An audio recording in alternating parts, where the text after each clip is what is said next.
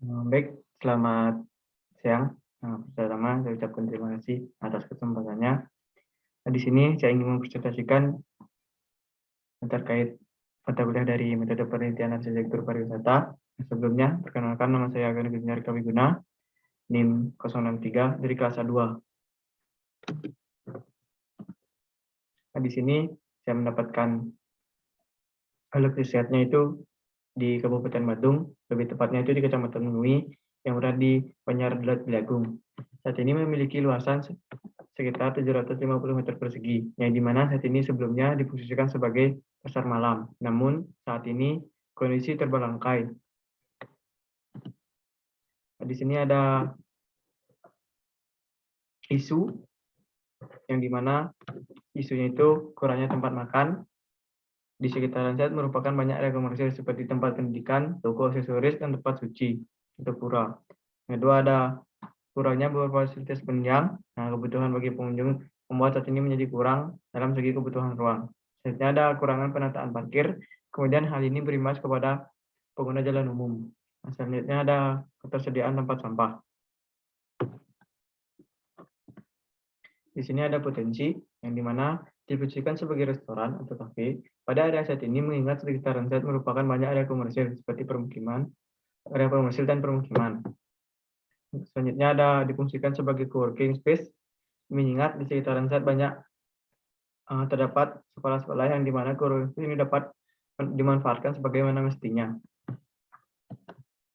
Di sini ada permasalahan atau problem. Kurangnya daya saing dikarenakan masyarakat lebih memilih untuk berdatangan ke toko kecil yang menyediakan makanan. Yang kedua ada kurangnya ketersediaan tempat sampah dan kurangnya penataan lahan parkir. Sini ada solusi. Yang pertama ada melakukan media pemasaran online baik atau offline.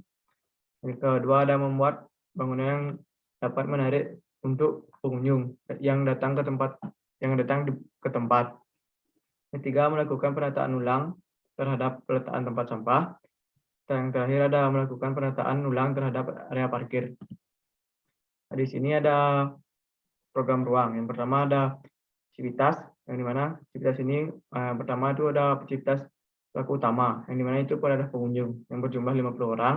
Selanjutnya ada penunjang, itu ada dua manajer dan 8 chef, 4 kasir, 2 pengelola coworking space, dan 20 waiter dan waitress. Dan ada servis, di mana ada cleaning service dan berjumlah 4 orang. Di sini ada kelompok dan karakter dari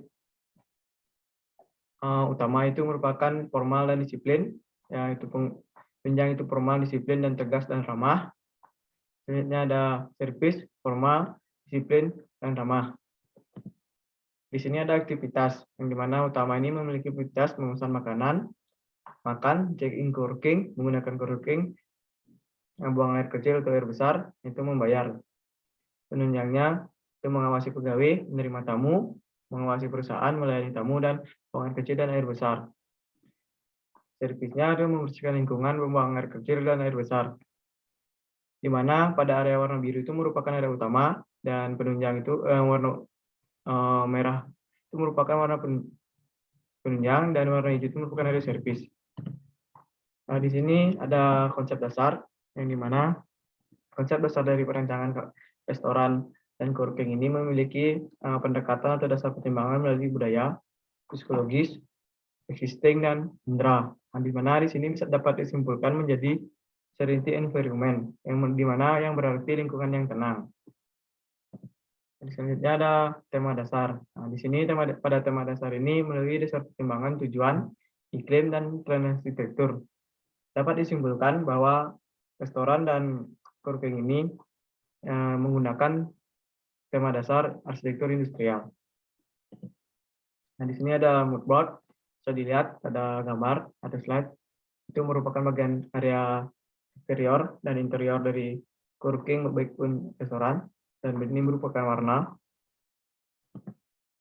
Di sini ada analisa set, ini yang dimana bisa dilihat pada slide. Yang warna ungu ini merupakan area set, yang warna pink ini merupakan area komersil, yang warna abu ini merupakan area permukiman.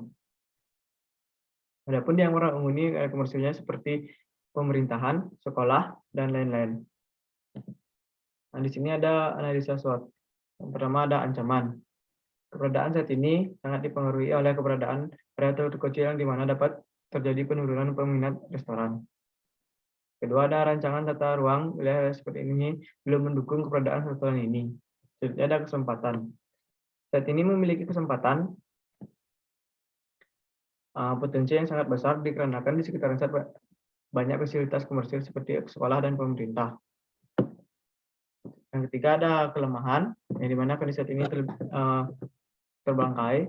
Yang kedua ada memiliki daya saing yang sangat berat dikarenakan di sekitaran saat banyak ada toko-toko kecil. Kekuatan, kedudukan saat ini pada tepat di Jalan Raya dan Pasar Singaraja. Di sini ada masuk ke konsep, itu merupakan ada konsep zoning.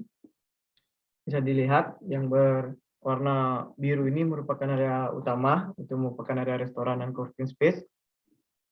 Dan penunjangnya itu bisa dilihat yang warna pink ini merupakan ruang manajer, kitchen, pengelola coworking space, resepsionis atau kasir, dan ruang istirahat, ruang security, dan toilet. Dan yang warna hijau ini merupakan gudang dan ruang janitor. Selanjutnya ada konsep entry. Di sini ada konsep entry, bisa dilihat. Dasar pertimbangan ini melalui jenis kendaraan yang melintas pada set. Itu ada sepeda motor, sepeda, mobil, ambulan, truk pemadam, dan truk sampah. Bisa dilihat letak dari entry-nya pada peta. Dan mungkin ada transportasi desainnya berbentuk dari bentuk persegi yang dimodifikasi dan sampai sedemikian rupa. Selanjutnya ada konsep masa bangunan, yang dimana pada konsep masa bangunan ini ada pun dasar pertimbangannya itu existing set, analisa kebisikan pada set, dan prediksi pada set. Yang pertama bisa dilihat ada penambahan dan pengurangan pada bagian masa. Ada proses tersebut bertujuan untuk memaksimalkan cahaya matahari masuk ke dalam ruangan, meminimalisir cahaya matahari yang bersifat panas masuk ke dalam ruangan atau bangunan.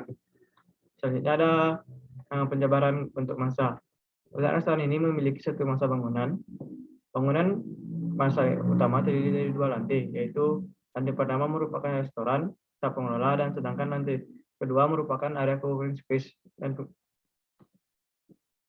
ada konsep sirkulasi yang bisa dilihat dari warna sirkulasi, yaitu yang merah merupakan sirkulasi manusia dan yang hitam merupakan sirkulasi dari kendaraan. Dilihat dari sirkulasi manusia itu bisa dilihat arah alurnya, yang warna hitam itu sirkulasi kendaraan seperti sepeda, motor, mobil, ambulan, truk pemadam, dan truk sampah.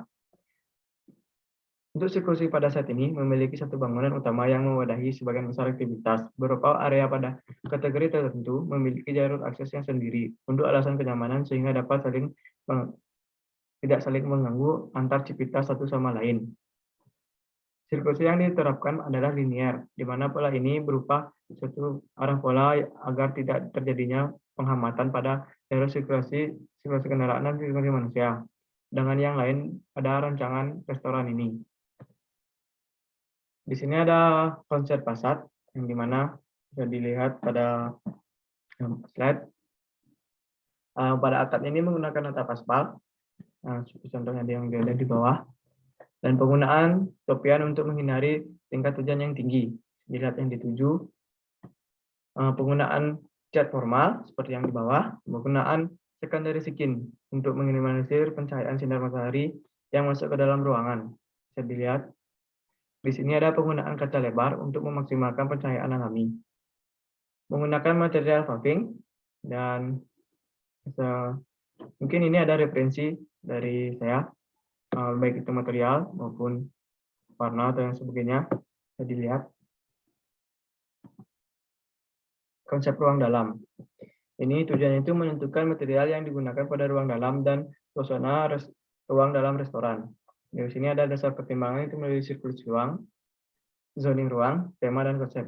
Jadi ini dalam rancangan restoran dan coworking space ini, khusus pada bagian konsep ruang dalam, restoran dalam coworking space ini didasar oleh tema arsitektur industrial. Maka dari ini perencanaan interior ini dapat jauh dari tema tersebut. Gambar dan material di atas merupakan referensi dari perencanaan restoran dan coffee space ini.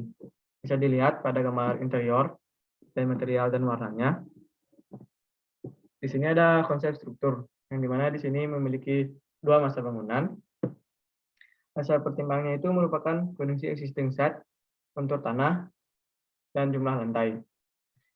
Di sini menggunakan fondasi batu kali menerus dan fondasi footplat, yang mana materialnya itu merupakan pasir, semen, koral, air dan besi, dan bendrat. Bisa dilihat yang di sini untuk dimensinya menyesuaikan dengan keadaan atau kondisi tanah di sekitaran set. Ada struktur yang di super, yaitu di atas fondasi itu merupakan jenis kolom atau balok anak ataupun balok induk. Bisa dilihat di sini menggunakan kolom praktis, kolom pipih, kolom persegi. Ya, mana kolom pipih ini dapat mengurangi baik untuk interior agar tidak menonjol dan dalam satu ruangan. Materialnya seperti sama yang pada tadi. Di sini ada konsep struktur upper atau bagian atap. Di sini bisa dilihat ada referensi juga. Sistem strukturnya itu menggunakan portal frame truss. Pada rangka atap merupakan material yang kuat untuk bangunan berskala besar. Struktur portal frame ini adalah sistem struktur portal kaku yang berbentuk segitiga plana pada bidang tunggal. Nah, bisa dilihat contoh referensi dari atapnya. Materialnya itu merupakan dari baja WF serta beton bertulang dan kaca. Bisa dilihat dari referensinya. Nah, di sini merupakan ada area block plan.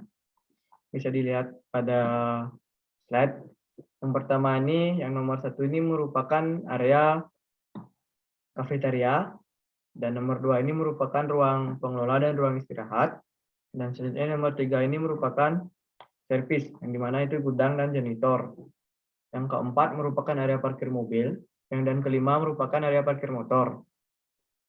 Yang keenam ini penataan tempat sampah. Bisa dilihat pada set yang berbentuk persegi panjang ini. Baik, mungkin sekian presentasi dari saya. Bila mana saya ada kesalahan kata maupun perilaku saya di sini, saya mohon maaf. Akhir kata dan saya ucapkan terima kasih.